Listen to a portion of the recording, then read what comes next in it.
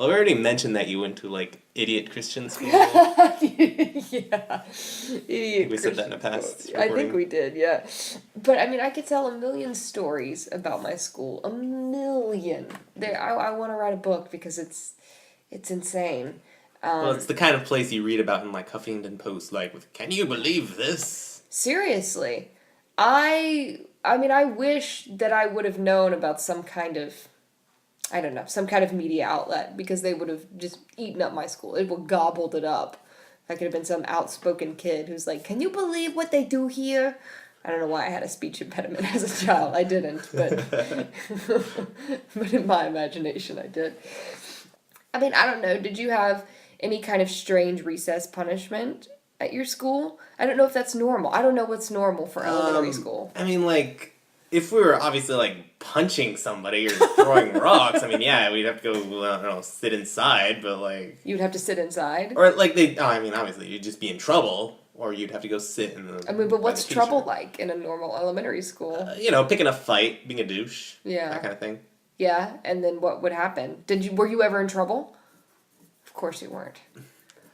I never got caught. Like, oh, yeah. Yeah. Yeah, no, you just were never in trouble. I was in trouble. I was... The amount of time I was not in trouble would probably be easier to count. Because I mean, I was always doing something terribly wrong. I mean, something that calls for torture.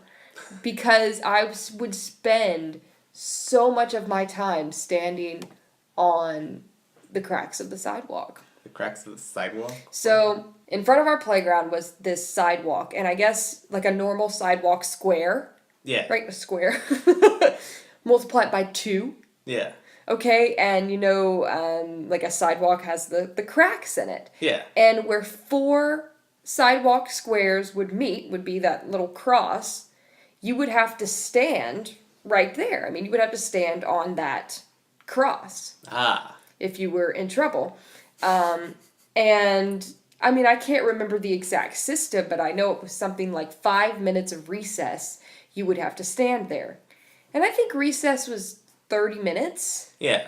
So you would have to stand on the crack of the sidewalk. You could either face the school or you could face the kids playing recess. You know, playing outside on the playground. I can't remember what was worse punishment. Mm-hmm. I think that the worst punishment was watching the kids play. You know, and knowing that you had done something so bad. That you can't join them. You have to watch them play, and you're not allowed to play. For 5 minutes. Yeah, and if you make eye contact with them, 5 more minutes. Wow. Don't you dare speak to them. That's the entire recess. You talk to one of those kids, that's it. You're done. You get no recess that day. And I think we got 2 recess. I think maybe lower elementary school got 2 recess breaks. Yeah. During the day, and upper elementary maybe just got 1. Yeah, that sounds about right. But yeah, I spent more time becoming intimate with the cracks in the sidewalk than I did playing with other children.